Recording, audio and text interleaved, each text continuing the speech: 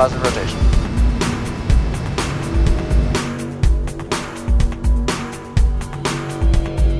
Ignition. Welcome to Roll Call, a 126th Air Refueling Wing podcast of the Illinois Air National Guard at Scott Air Force Base. I'm your host, Senior Master Sergeant Brian Ellison. The Roll Call podcast focused on people, mission, and community. Coming up, Lieutenant Colonel Chaplain Peter Landers, the 126th Air Refueling Wing chaplain. He talks to us via Zoom from McMurdo Station, Antarctica. This is part one of our two-part conversation. He'll tell us about the mission there, the number of outdoor activities they do that might surprise you, and how he spent his time celebrating Christmas, plus the burning question people have been asking me all around the wing, is he doing lattes with Landers? A lot of people, when they found out that I was going to be interviewing Chaplain Landers, they're like, is he doing lattes with Landers? Well, he'll answer that coming up on this week's podcast. We'll have part two out next week. The 126th Military and Family Readiness is hosting a pre-deployment financial brief February 19th. To schedule that, call 618-222-5734. A personal financial counselor can help you with personal budgeting, investments, major purchases, debt management strategies, TSP. They can even help you with benefits of a career move. I went to one a couple years ago, and it was just nice to have a separate set of eyes on your finances. And one is available to you for free. Jessica Polsander, you can call her 618-256-8666. She has an email. I'll put her email in the show notes. Joining us from the bottom of the world in Antarctica, 126th Air Refueling Wing Chaplain, Lieutenant Colonel Peter Landers. Sir, good to see you. How are you? I am doing well, excited to be with you here in Antarctica. It's a nice 20 degrees outside, and I am happy and doing well. Bright, sunny Antarctica. Very excited to see you. I see you're growing a mustache. I'm sure just to keep yourself warm. Yeah, of course, any little bit of hair out here I can. I've never really had a full mustache, so I thought I'd let it grow in. Now, when I get home, the wife might, immediately say, shave it. Maybe I'll keep it. I don't know. We'll see. We'll see what she thinks about it, but I thought I'd try it out. So one thing you have to know about Chaplain Landers that I learned when we were together in Gulfport is that the man loves his food. So I got to ask you first off, sir, how's the food down there? Well, surprisingly enough, it was funny because before I came here from Christchurch, I kept, unfortunately, overeating because I kept thinking, everybody's saying, oh, it's going to be bad food down there. The food here has been amazing. So down here, it's buffet style, which is bad for me. I tell you what, so you go in and they have everything on buffets. They normally have vegetables. They always have hot dogs and egg rolls. They always have pizza, and the pizza's pretty good. The pizza's not bad. Yum. They have juices that they have for you, orange juice, cranberry juice, vitamin water, which is great. Now, sodas and things like that, you have to buy from the store, but juices and stuff they provide. And of course, they provide some of the cleanest water because it's Antarctica. They pull the water from the ocean and they reverse osmosis it. So we have the cleanest water. And so they provide water. And then like yesterday, we had burgers. So I had a double cheeseburger, which was pretty good. Yum. We have ketchup, mustard, mayonnaise. Now, tomatoes and onions and stuff like that. Fresh vegetables and fresh fruits are, they're rare. So when we do have it, everybody stocks up. Everybody gets a clam tray and they take it back because we don't get that as often because everything has to come in from the plane. And so since they spoil faster, most stuff, unfortunately, is more processed foods. But the food service here, Erin, has been awesome for our services. She provides us with, grape juice and the freshest bread. They make all their bread fresh daily. And the bread out here, their sourdough is addictive. Okay. So I have to be careful because the desserts and so yeah, food out here has been amazing and I have no complaints. So you said the vegetables don't come in a lot and they don't sell soda. Is there, or they don't have a lot of soda? Is there a reason? How does stuff come into Antarctica? Is that because it's So as part of our mission with the SFA is that we bring everything. And so we bring lots of fuel, we bring a lot of food, we bring all the supplies. And so that's one of the big things that we do. So anything that comes in, of course, is coming in on a plane. So it's not like you can go to the local supermarket, right? We right? were laughing because there was a chili contest. And I was like, what am I going to do? Go over here and go to the supermarket and pick up items? No, everything has to be brought in by either the Kiwi, which is New Zealand's planes, or RLC 130H models. We still have the navigators, so the navigators are happy, at least for now, out here. That's And so they fantastic. bring in all the food. Okay, how often do planes come in? So we normally have, I mean, it just depends on some weeks, but we try to get like five or more sometimes a week. Oh It, wow. it just depends on the weather. The weather is a huge determination of how often they come in. As I didn't get down here until 11 days, which was a long time because the weather was so bad. And so some weeks we don't have much of anything, and then other weeks we're doing them one a day or more, sometimes two a day. It just depends on when the weather's good, they take advantage of it. Okay. Oh wow, that's interesting. Yeah. So does a lot of weather come in and out of there, or do you guys see a lot of bad weather come through? So a lot of it is we have this mysterious fog that I would call it. We have Mount Erebus, which is an active volcano, Oh and a wow. lot of times the fog, yeah, it's always seems to be in this clouds and fog. And so what happens is this fog just covers the runway and you can't see nothing. And for the pilots, it's kind of scary. They kind of got traumatized the other day because they couldn't land and they had to wait for it to blow out because you can't see nothing. And visibility becomes almost impossible. And so when that clears out and they can see, they land. And plus, the wind is unpredictable. The wind out here is very strong. And so all of a sudden, it'll be a calm day. And then a few minutes later, that fog will mysteriously come in and the winds will pick up really strong and then flights all of a sudden are canceled. And it becomes we have the critical one, two, three, and they'll up the critical to three, and then all of a sudden no one's going anywhere. They can't go outside, you mean? Well, we can go outside, but as far as the planes aren't going in. The Oh, planes are grounded, and we're not. Most of the time, we still are able to drive, or we can go out.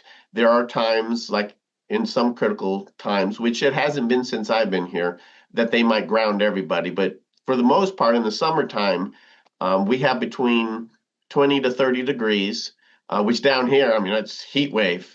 wow. Yeah. Yeah, you just have those couple months of summer, and then I think in February it starts getting really cold once again. But right now, it's actually beautiful. It's sunlight all the time, except for when that mysterious, eerie fog cloud comes in. One time it came in, it looked like it was sparkles because it came in and you had all the different little snowflakes in it, and it was kind of magical. But yeah, that stuff sneaks in all the time. It's kind of unpredictable sometimes. Wow. So how was your Christmas? How did you spend it? I'm sure you ministered to folks and had a Christmas mass or what have you. Yeah, Christmas was phenomenal. So we have Chapel of the Snows, and we did a communion and carols Christmas service. And it was packed out, standing only. All the seats were filled, and people were standing in back, and we sang carols together, and we ate communion. And the bread here is phenomenal. They call it the galley, but we go to the galley, and food service makes all their own fresh bread. And so we had fresh bread for communion, and we had the juice, and it was a very good hit. I had decorated it with the Seabees. So we have Navy out here as well, and the Oh, okay. Seabees have been awesome helping. And so some of the Seabees came and helped me decorate the chapel. We set up a Christmas tree. We put Christmas lights. We set up little manger scenes. I put up two big TVs in front, and we put in different PowerPoint. I had some Christmas PowerPoint displays that were all animated, and it was phenomenal. And then afterwards, we had the Christmas food, as I was telling you about. We had uh, lobster, we had crab.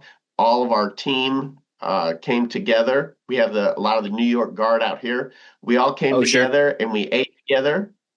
And then we had a skua party. Oh, So what? what is that? Well, Yeah. skua is where everybody drops off the stuff they don't want when they're leaving or when they don't want it.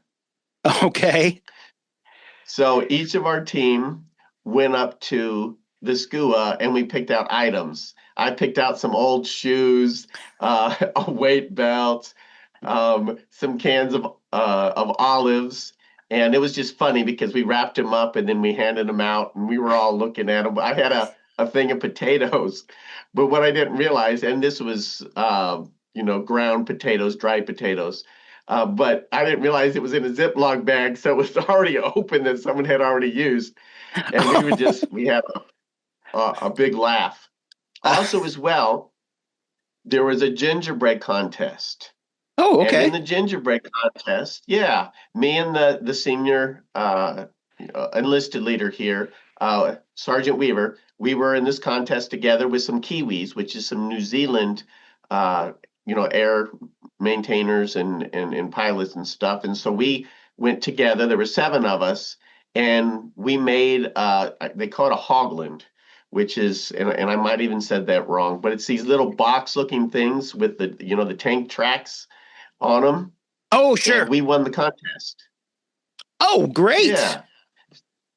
So we won the contest, and our prize was we got to drive snowmobiles to Mount Erebus. It's called Room with a View, and we got to be up there on top of the hill with the snowmobiles, and we got to see out there at all the beauty. I mean, you saw the ocean in the distance, and oh, it's just kind of magical. It's hard to describe all the different colors of white, right? There's the light blue and then the darks and the whites. I mean, really, there's not a whole lot of color except for whites. But it is kind of magical, all the different layers and colors of white that is out here. And Mm, so, yeah, Christmas was beyond my expectations, and we had an awesome time. that's fantastic. When did you do the snowmobiles? So actually, we won the contest, and we went. What is today? That's the thing about out here is it's hard to tell time because it's always 24 hours a day, and we're in a different time than you guys. Oh, yeah, Like you're today, definitely. it is Friday. Yeah, today it's Friday at 9 a.m. And Holy cow.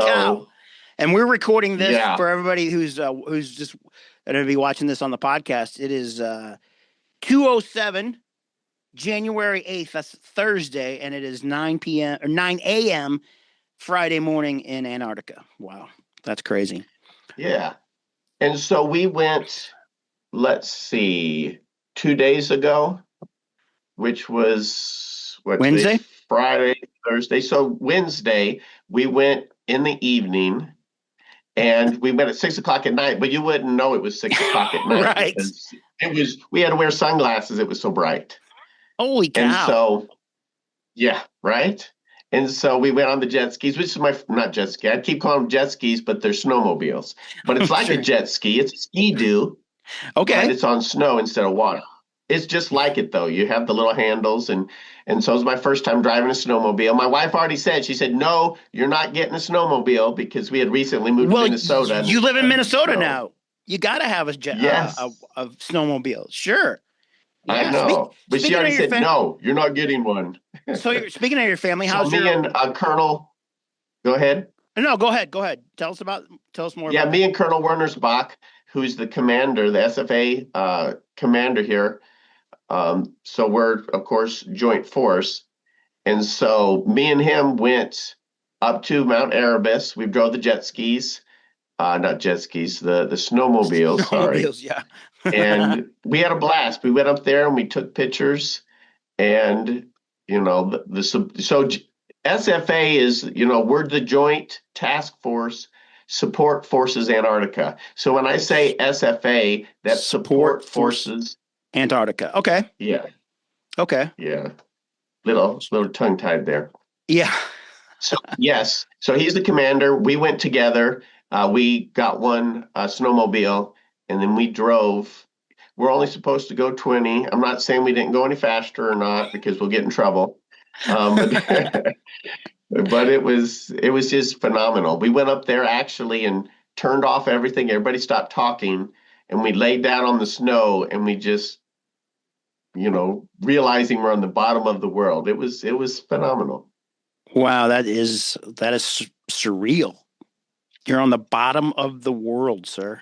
You ever thought you'd be on the I know, bottom of the world? literally. Yeah. Hmm.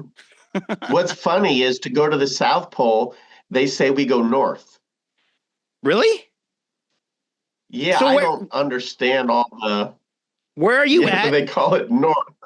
You go north to So go to we the are South Pole. at South Antarctica. South Antarctica. Okay. What is Uh-huh. are you at a I'm not going base? to. So it's McMurdo, which is the National Science Foundation. It is just like a base, but Okay. it's our little city. And then right next to us, we have Scott Base, which is New Zealand's little base. Oh, okay. And do you guys interact much with the Hmm. Kiwis? Oh, all the time because they have a small base. So they have vans and they're what, 2 miles down the road. So they Okay. come over all the time. In fact, a little bit later here, probably about after we're done, we're going to be going to Scott Base to go to the store there. That's a big thing here. We have these little tiny stores. So we have the Mall of McMurdo. We joke around and call it that. But basically, it's just the size of a room, and they have, various different products. That's where you can get soda, you can get alcohol, you can get T-shirts, you can get hats. Oh, They have wow. a lot of different things that you can get. Yeah, and so we'll say, "Oh, let's go to the mall and walk around today." A lot of times we just go in there just to be in a store because, you just don't have that. Is it a So if you want to lot go like shopping, you go walk at the the mall. BX? Is it a lot like the BX at Yep, no Gulfport? VX. Yeah. Oh yes, not like that. I mean, this is just it's just the size of a room, and you Oh, go wow. in and they have various product, and it's fun to go in there and just to look around. We just look around just to look around, even though we've seen everything a million times. We're just like, hey, let's go walk the store today. It's just something to do. That's funny. So Hmm. you said it got up to the 30s there? Yes, so actually, it's kind of funny because I called my wife in Minnesota and she's like, oh, yeah, it's like -10 today. And I'm like, well, it's 30 degrees here. So a lot of times I've been warmer than Minnesota. And Wow. so even one day, I think it got up to almost 40 and Holy all the cow. ice. I know. It's only this short period though, Right. because there's like a month or so that it gets really warm and then it freezes off again. I hear we're supposed to have another freeze coming up because our road, they call it the transition, which goes from we're on like an island. So it goes Hmm. from the rock to the ice. And it's really watery and slushy to the point they have to have this big tractor and they call it the magic carpet ride. And there's this little mat that the vans drive up on, and then they pull them because it gets really wavy with the snow and the water, and the vans can't make Sure. it through it. So the big tractor has to taxi them Wow. to the solid ice for the runway. Wow. So is it as cold Mhm. as you thought it was going to be? Well, the amazing thing is how fast we adjust. So there's Okay. times out here, I'm burning up and I'm in shorts going outside and you don't realize it's 30 degrees because you've been used to like it gets down to like 10 and 15 degrees. You're like, oh, it's so cold. But then when it gets up to 30 degrees, we're all out there like a heat wave. That's one of the things out here that's amazed me is how much outdoor activity we do. I mean, you're in 30 degrees. Maybe at home you'd all be inside, but not out here. It's 30 degrees and sunny. Everybody's outside. They're out hiking. They're out, walking around. They're playing softball. That's one thing that amazed me out here. We have softball teams, and everybody's outside playing softball. And there's so many outdoor activities that, I mean, that's one of the things that just kind of amazed me. Even with the weather, you adjust to it really quick. Wow. Except for the wind, huh? Yeah, when the wind comes in, everybody kind of goes in because Sure. the wind will make it cold really quick, Oof. and it just Yeah. cuts right through you. So what's the mission of Antarctica? So our Support Forces Antarctica is just that, is support forces. So our mission is to support the National Science Foundation. And we have our crews, we have our maintenance teams, we have all the support personnel. And what we do is we support the Science Foundation. So everything that comes in and out, we're bringing. Okay, a big part of it is fuel. So which is kind of cool. So I went down to the South Pole and we fill up the C-130, and of course is the H model. We fill it up with fuel. And then when we get to South Pole, we get this little hose. I mean, it's almost like a garden hose, but we connect it, and then we take the fuel from the plane and we fuel South Pole so they can use it for their snowmobiles and their vehicles and all of that. And so we transport, thousands of gallons of fuel. Also, as well, of course, the South Pole, there is no waste dump area. So we bring back all the waste. They put them in crates. We put them, all the trash, all the recycling, and then a lot of it we send to California. And then we have to process all of that trash. Trash out here is like a big production. I did a tour of the trash thing, and they showed us how they do everything, and it's a big deal out here because they're trying not to contaminate the environment. And so we support them. We transport all the personnel from, New Zealand, Christchurch to Antarctica, back and forth. We do emergency med trips. So we had what was called ice stock. And ice stock is like the name. It sounds like we had a big music party, and sometimes people get hurt. Someone broke their ankle, and so we have to medevac them out. So what we do is we get the C-130s ready and we fly them back to Christchurch.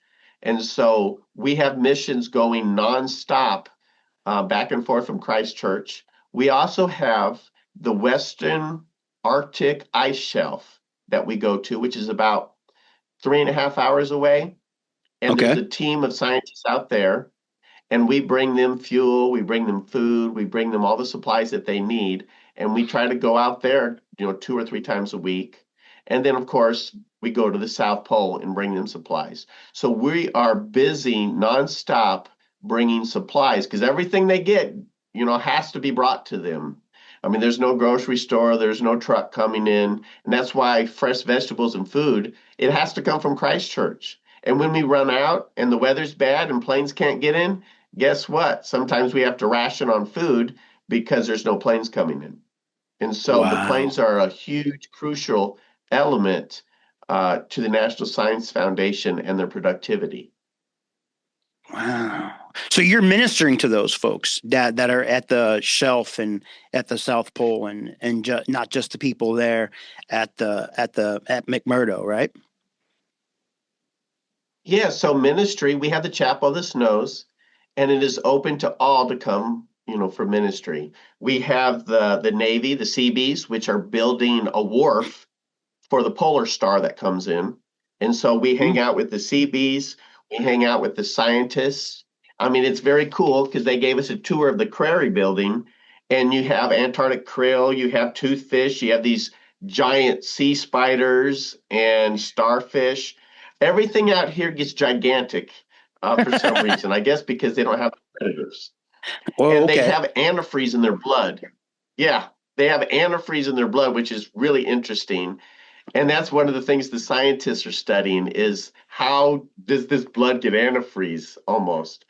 And so all these different things, and the scientists love to share it. And so as a chaplain, my office is always open. And a lot of times people just walk in and say, "Hey, chaplain, you have time?" And I'll sit down, we'll have conversations, we'll talk. Unfortunately, just like any place else, there's deaths and funerals. That's where I set up streaming and I help people watch a funeral and I give grief counseling. We have about 800 people out here, around 100 military, and the rest are, a lot of nice National Science Foundation. You have all the workers, right? So you have construction teams, you have food service, you have the trash and all the firefighters. So there's so many different elements that make up this base. Wow. And so as a chaplain, we offer support to them. We also have, different people that come out. We had some Army come out to do some inspections. And so we minister to the Army. We have the Kiwis. We have the New Zealand, of course, Scott Base. And so they come to our services. They come in for counseling. We have people from Australia, Europe. We have NASA. There are so many different types of people and different missions out here. It's amazing. The NASA is very cool too. They have the satellites and they track the weather, and they have these big, huge, satellite dishes that we went out to, and they move them around, and it's a very exciting mission. That's great. People are asking me, are you doing lattes with landers? So, yes, I am doing lattes with landers. Okay. Before I left, it takes about 3 months probably to get mail. So before I left, I put together a package, and I had the latte machine, and I stocked it with, the espresso coffee. And so on Christmas Day, I did a lattes with landers. Hey! And the CBs, 2 of the CBs helped me. We had around 67 coffees made. Oh, wow. That's great. That's fantastic. Yeah, it was a huge hit. Yes, and they keep asking, are you doing that again? So, but I've been doing small amounts in the chapel. So we have a regular schedule of services, and we have, the interdenominational service, we have Jewish services, we have Latter-day Saint services, and a lot of times I'll just sit in the office and ask people if they want coffee and stuff.